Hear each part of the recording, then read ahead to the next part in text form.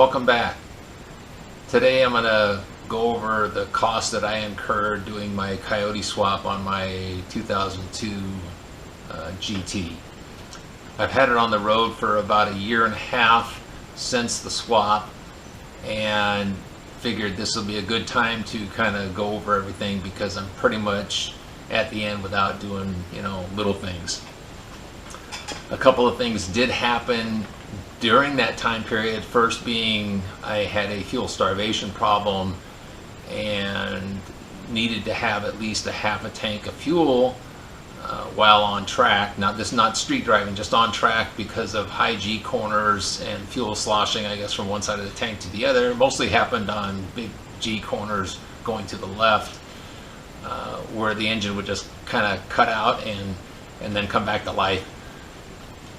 I had to figure out what to do there. Was thinking of the Holley Hydromat or another baffled tank or the Cobra tank, and people were saying, oh, get this hat and buy it from this place and get this. And I did my own research and was just figuring things out, and ended up making my own modification, which has cured itself.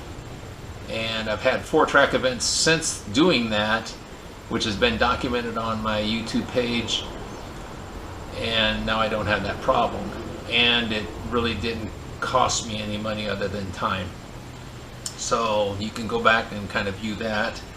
The other item that I ran into was my oil pan I used the stock oil pan because I was advised to do that by PBH, and this was my first swap, so I'm just as green as the next guy.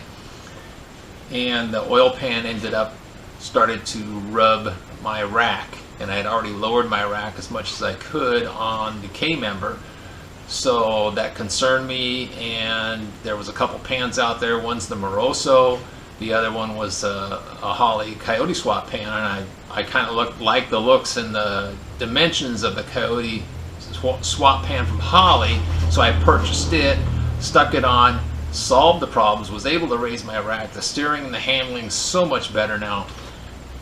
But I had to take it back off and replace it because of a flaw in their weld, which wasn't noticeable when I installed it. So you can go back and kind of go through that video, and didn't cost me anything but time.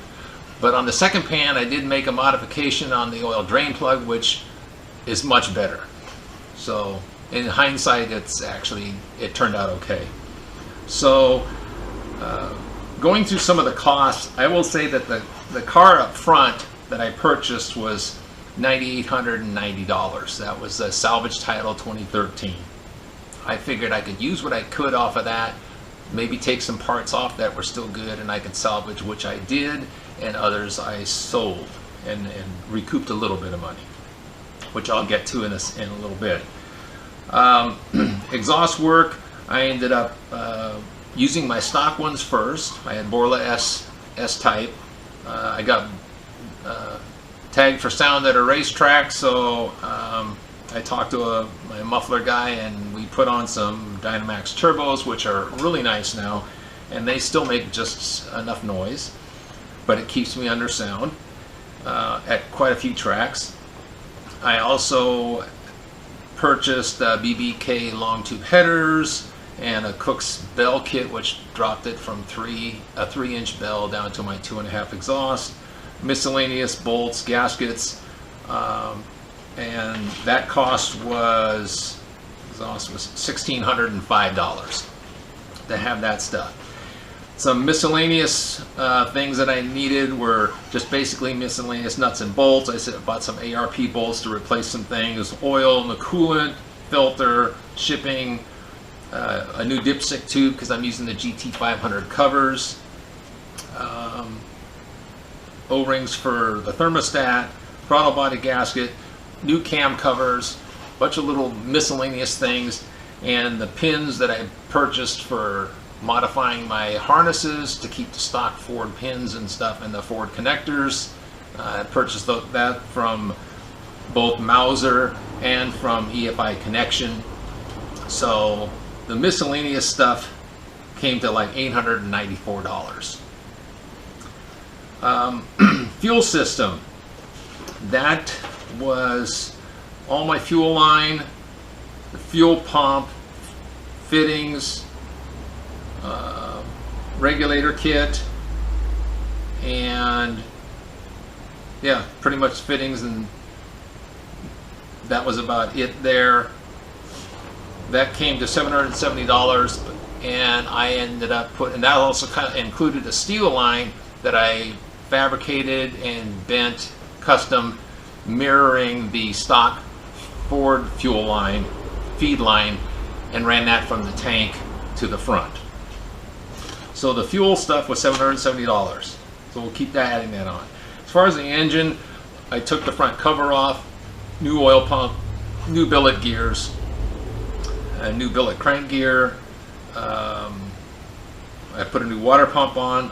Include this. I'll include the Holley oil pan and new center force clutch, which I did not have originally because my clutch was still good. I even still have my clutch over here, but I'm going to include that in the cost. And so the engine costs were $1,838. A lot of these things were purchased from PBH, a few things from LMR, Rock Auto, Summit Racing, and MMR. One of the biggest helpers that I had in this process was PBH, Power by the Hour, out of Florida. I ended up going with them and used their standard speed drive setup because I wanted to keep stock power steering, stock air conditioning, and keep all my gauges stock with the chassis. And they were a big help in supplying me with the items that I needed, and I went with the body harness just because it was a lot easier and a time saver from stripping it out of the Mustang. Gas pedal adapter, I already had the throttle pedal, so all I needed was the adapter. They did the pass delete for me, and I bought my billet pump gears and the billet crank gear sprocket and new oil pump from them when I got started. And as I went along, a few other things, some radiator hoses and whatnot, and also their cold air kit, because I kept my air intake on the right hand side. And like I said before, if you go back and you watch the videos, you'll see exactly what I did. So thanks to them for all of that, and the money that I spent there through them was $3,336. The things that I was able to recoup off of was my old 4.6 engine, which I sold to a buddy of mine for $2,000, and he was totally happy. I was happy because it was gone and I didn't have to have it sit around here and trip over it.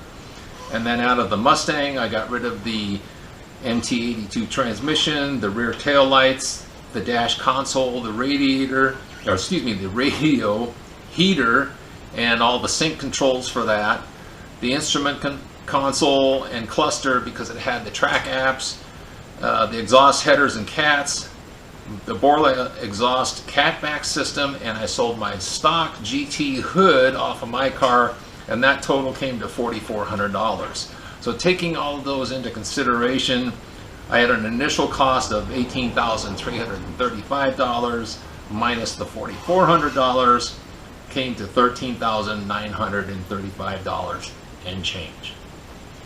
So that being said, I think that's a reasonable cost, even if I had originally looked at a crank-a-pallet, which was going to run me, upwards of $12, $13 just to start with, not counting all the extras that I ended up doing.